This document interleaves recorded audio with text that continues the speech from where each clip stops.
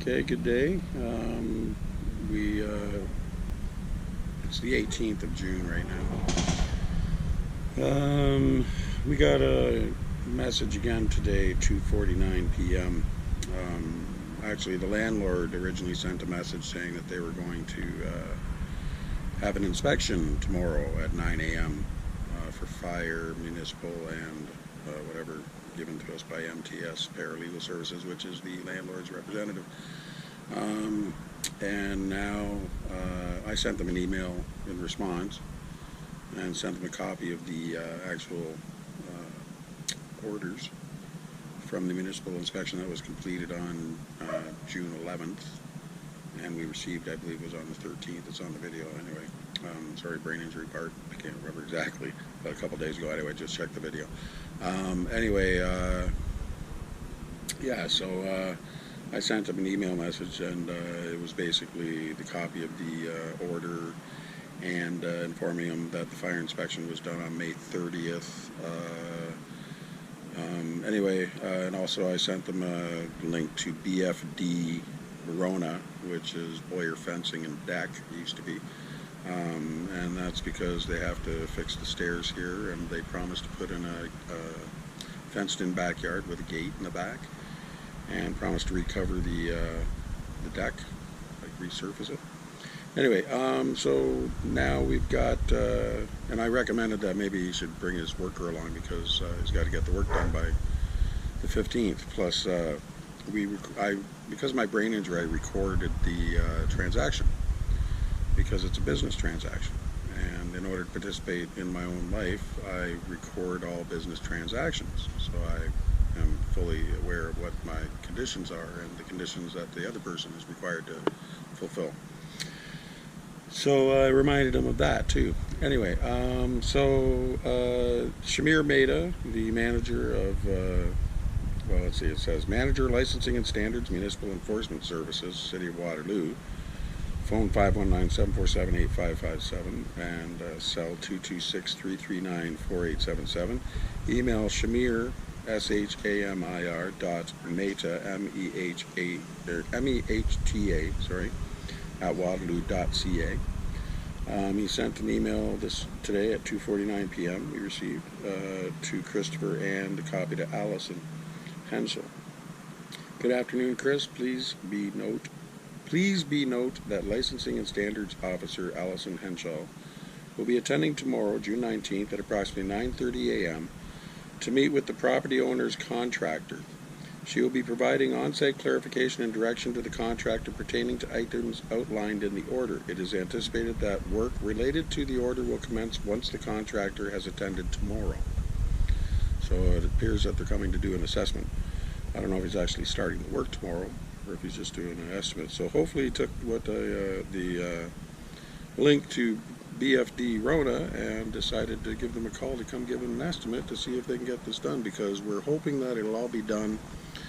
The work order says July 15th. By the time, hopefully they get it done right away, but at the very latest, maybe August 1st, we can start our actual legal tenancy, because the landlord did not have a rental license. It's unlawful to have a rental here, and the terms of the contract for the rental license, or for the lease, specifically says that if any part of it becomes unlawful, the rest of it stands. So the only part that became unlawful, and through the landlord's own actions in that, is that the period of time, because it was unlawful for that period of time, which was originally from, I believe we signed it May or June 2017, and it just came up on the 2nd year anniversary now. And here he had made all these promises, and for the 2 years he never fulfilled them. Again, not honoring the contract, but then finding out on top of it, it wasn't legal to begin with, or sorry, it was unlawful to collect rent here to begin with. So that's what we're hoping for. Anyway, this year, they're going to come tomorrow at 9:30 or thereabouts, and they might start doing the work. So I just wanted to do one final video on the stairs using a tape measure, because there's specific sizes of lumber used for the treads, which is the steps, and for the side rails and stuff like that. So I'm going to take this, and we're going to, just before they take it out, I want to actually get accurate measurements using a tape measure to see what kind of wood they use, because I didn't even notice that until much later. Anyway, so I'm going to try to test this.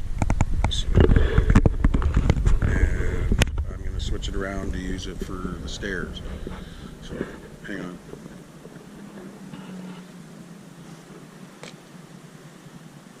Oh, just to show you too, let's see. There's the email message from Shamir Mehta from today. As I said, showing that they're going to be coming here and starting work tomorrow, supposedly, for evaluating for work. Let's hope it's not what they were saying, which is showing them that they could take it out, because that would be harassment. Anything that we rented here has to be maintained because it's part of the lease. So they can't just come in and rip things out, because they were talking about, well, they could rip out the deck. Well, they could, but that's harassment. And it also reduces the amount we'd have to pay for rent, because that was one of the features of the unit that we rented. Okay, so, oh, look at that. It's a 9-inch board.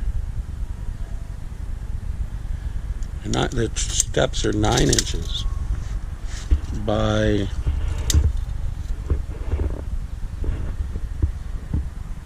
'what is that? Just under 1 3/4.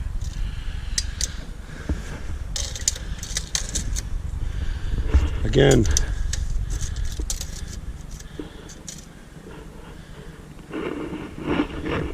inch. Let's just go down all the way for that, and it's all the same width too. So 9 inch. It's supposed to be 12, I believe. 9 inch. 9 inch. 9 inch. And 9 inch. Okay. Now the side rails are, surprise, surprise. I'm sorry. Let's do it this way. Sorry, my hands aren't working too good today.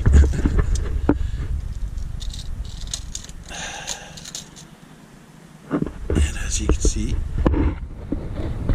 9 inches.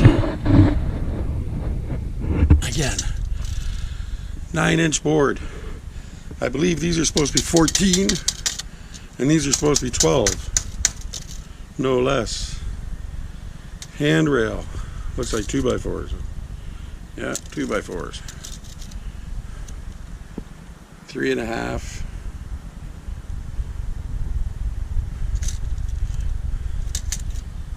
by 1 3/4. 3.5. 1 3/4 again. And these are apparently 4x4s, right? Yeah, these are supposed to be 4x4s. And the styles. So this is the rail. This is the style.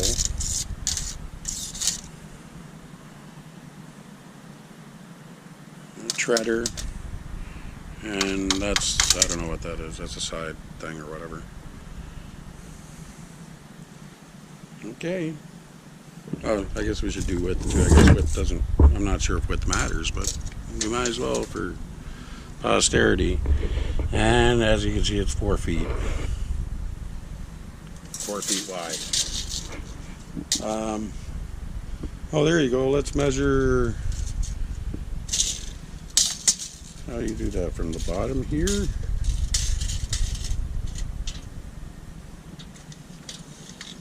Whoops. That's what she am here. Actually, I could do it on this one.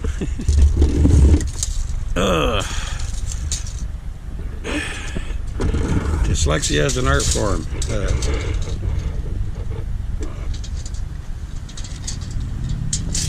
Shoot.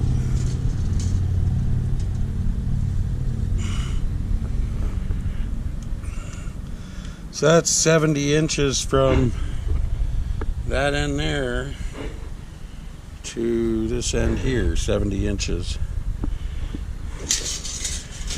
And what's the height of the, yeah, let's take the height of the deck from the floor.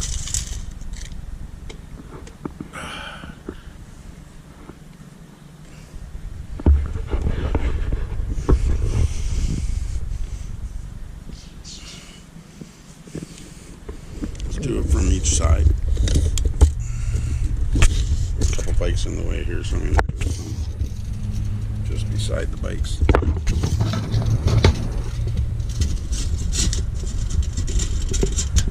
Oops, sorry.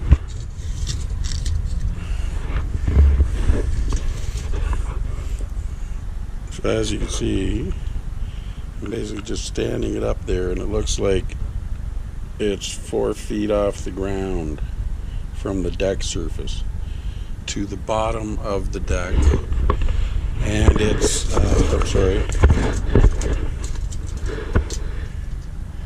and it appears to be 54.5 inches to the top of the bottom board, and approximately 56 inches to the top of the treaders, or top of the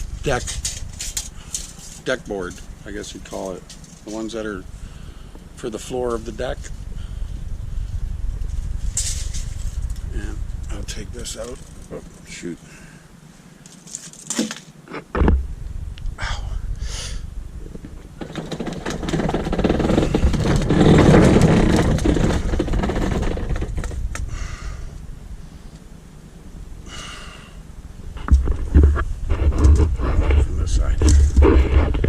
See, this is how it is here. So it looks like the posts and that are all done right, and as you can see, that's bolted through, so it's got proper things. So the only place they didn't do it was for the stairs, but the rest of it looks like it's done to code. So again, let's put it straight down.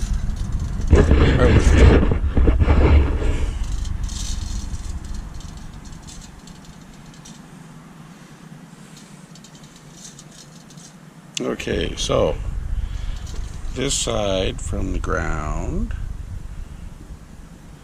to the deck is 47 inches from the, and then to the top of the board, sorry. Okay, so 47 inches to the bottom of the deck, sideboard, whatever it is, fascia board. 54 is to the top of that board, and it looks like it's just under, so it's 55 3/4 to the top of the floor of the deck from this side. So that could be ground elevation from here though in the front, because the deck kind of looks like, actually it looks a little bowed. Really look at it, it looks a little bowed. It's up in the middle where the stair is, and then down to the corner is what it looks like from here. Each corner is down lower than the other one, but anyway, structurally it still looks fine. That might have been from sinking or whatever. I'm no expert on decks, but anyway, that's why they're supposed to have quality workmanship. And again, so the stairs are definitely getting replaced or repaired. That's what they said. These doors are getting repaired or replaced. Pretty much everything that we had on our list, because that's all they were looking at. They refused to look at anything else. So that's it for this one. Good, it's just coming up over 14 minutes now. So that's it for this one. Just wanted to document that what the stairs were. They're going to be here tomorrow, and probably start to work on fixing it. As we said, he promised he was going to put the rest of that fence all the way around, the wooden one, and we were going to have a gate in the back. So we're going to hold him to his promise. As I said, I have the interview word for word, verbatim, syllable by syllable. So now the point is he's gonna either lie or tell the truth.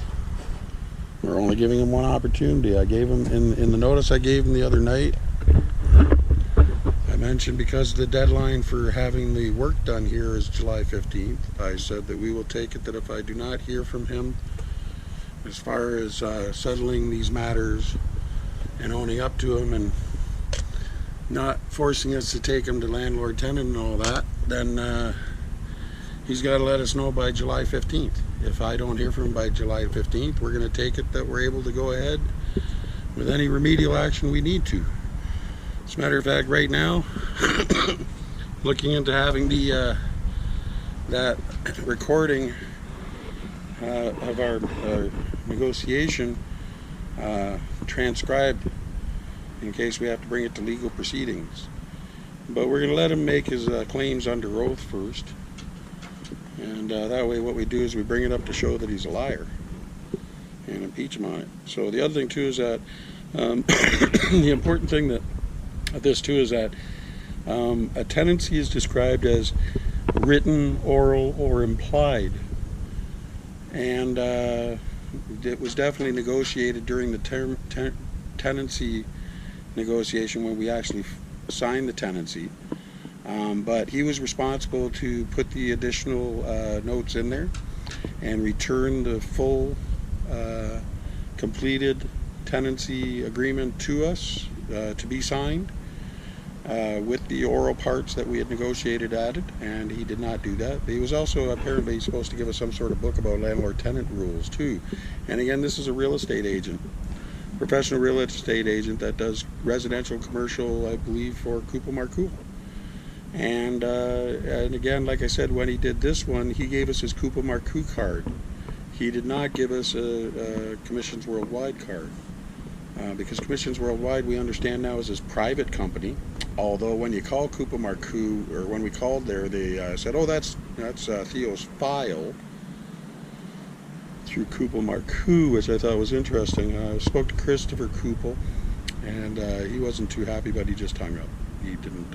He wasn't interested in even listening to anything we had to say, which is interesting as a real estate place. I'm only saying this publicly because I gave him an opportunity to respond, and he hasn't. And I guess that's kind of behavior by agents is okay. Not even worthy looking at. See if the allegation's real. Anyway, we're hoping that Commissions Worldwide has learned their lesson and that they will act appropriately and not harassing wise. Harassing would be coming here and taking stuff out without replacing it. That brings it to a whole other ballgame. Anyway, we're going to keep working to make sure that each one of these properties receives a full provincial minimum standard inspection. And we're going to keep taking you along for the ride. So hopefully you'll come with us. Well, it's not a ride. It shouldn't be a game, and it's not a ride. It's just a journey to show you what actually happens. The difference between what they say it's about and what it really is. And the underlying theme here is that it's about deny, deflect, obstruct, vilify, victimize, and then when necessary, criminalize. Because again, if you're the one asking for the inspection and they're the one fighting you and being adversarial, when they come to the door with the police, it's an adversarial action. It's intimidation. Because you're not the one who's being belligerent and aggressive and obnoxious and obstructive. They are. You, as you see, Denise opened the door. We paved our way for them to come in and do their job because that's what we've been asking them to do. But every single time they use resources of the police, why? I could understand if it was somebody who was being belligerent and obstructive in letting them do their job, but when you're the one who's inviting them to your home and asking them to do it on behalf of your safety, and you assume that they were doing it on behalf of the safety of everybody to begin with, and you find out they're not, well, that's why we have these videos on YouTube. And again, we invite Mayor Jaworski and Dougley Ford, the ugly, you know, it looked pretty good on the Pride Parade the other day. You know, it looked like you stopped off at Kinko's about 15 minutes before you showed up, and you and your security detail had those really neat Pride shirts.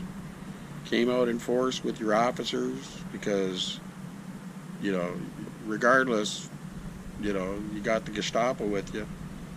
That's how you deal with everything. Police are intimidation, right? I guess that's why they booed you.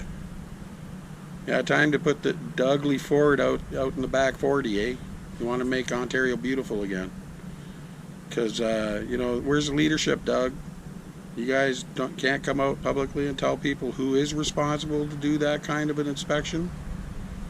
It is the law, You're trying to stop corruption, right? We're waiting. Anyway, there's more to this story than what we said, too, because, again, this is full circle. This is coming back, and it's proving that the modus operandi of the powers that be, which appears to be mostly at the regional level, is, I like to say it, whether by deliberate error or omission doesn't matter. The fact that it exists and is obstructive does. But in this case, I could say through personal experience that it is deliberate. Because I challenge anybody who does Las Vegas odds. Do the odds on how often this would happen to one individual. Any one of these things that has happened to me. And then how about 3 or 4? The odds of that. Then you figure out the odds of, well, what are the odds of every single one of these happening to the same individual over a course of 15 years? And only since we started discovering the wrongdoing, starting with workers. It's notwithstanding. Workers, healthcare, tenancies, old age security, family law, anything to do with the courts, and our native brothers and sisters. It's the same colonial regime that uses their friends. They've done it all the time. They pretend they're your friend and they use your talents until you're no longer necessary, and then they get rid of you. Want a good example of that? Look at Joseph Brandt. Or even better yet, Tecumseh. Tecumseh, that they do teach you in school. But that betrayal is typical. And it's really funny because, the powers that be, they claim that they're religious and all that stuff, and the only thing they got down is they certainly know how to crucify people who stand up against them. They still crucify the people that tell the truth. It's what they're good at. This is not a democracy. They're exploiting everybody. It's called notwithstanding. And I'm not the only one, and neither is Denise. I guarantee you, there's other people out there with your own story to tell. This is just one example. So if you have an example of going to Workplace Safety and Insurance Board where they interfere with your medical care, and while you're in the middle of treatment, you're asking for help and clarification, and where do you go? Who do you see? Because if the doctors aren't willing to help you, you're left out in limbo and you get no treatment. And you're just pushed aside and you're seen as a problem and, again, vilified, further victimized, traumatized, and then because you need your needs met, the more you complain, you're criminal. Anyway, more to come later. It's coming up on 24 minutes, and it's time to say sayonara. We'll keep you up to date, and we're trying to get the neighbors to cooperate too, but apparently they don't mind people breaking the law, I guess, right now. I guess we're going to have to wait and see.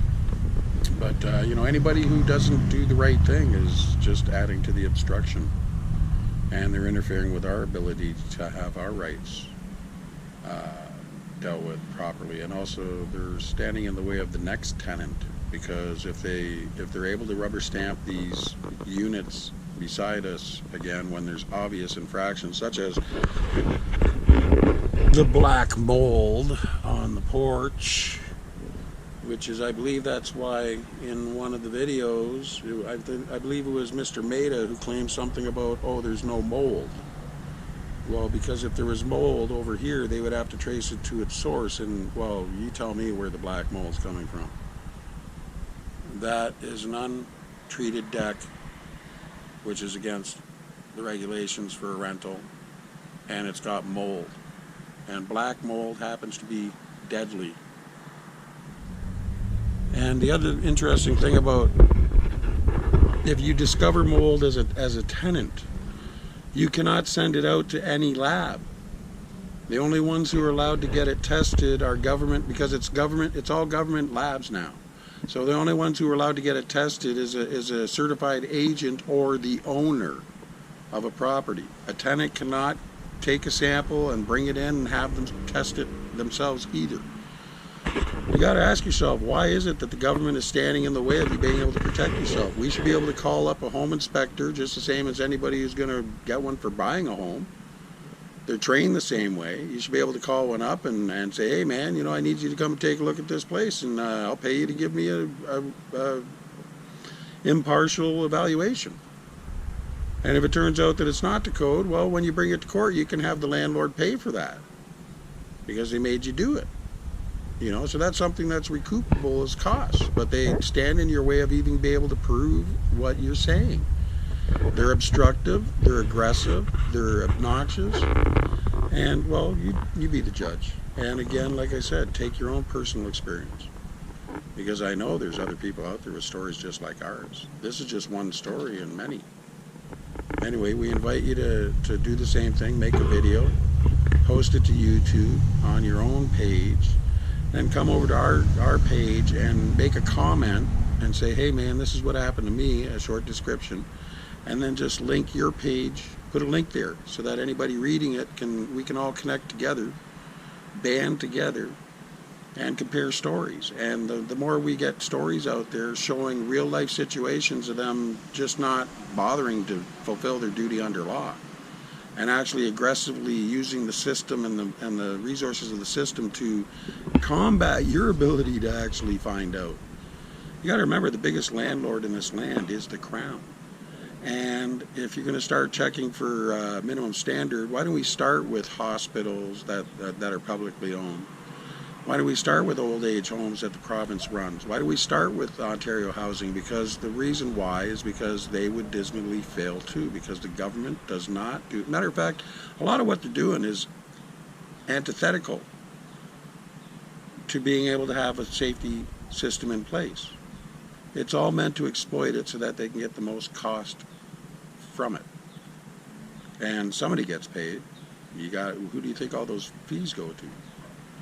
Anyway, something to think about. Again, we implore people that before you vote, you ask the person that you're going to vote for to go ahead and publish their oath of allegiance on their website in its entirety. And if there's nothing wrong, and it's about they work for us, the people, and it's about freedom and the law protecting us, not the Crown from being discovered, that it's just looks good on paper, just like Walkerton. You know, they just make it look good on paper because that way when they go into their courts or whatever, well, that's what it says on paper, so that must be the way it is. Here we have a real life situation where they're trying to sidestep what they're required to do to make it look good on paper when it's right here in front of their eyes. She's walking through the backyard here saying I can't even look at that porch which has got black mold on it. She can't even look over at this shed here is just as bad as this one here, and this one here is not the code. So it's reasonable to assume that if this one is not the code, then that one there is not the code either.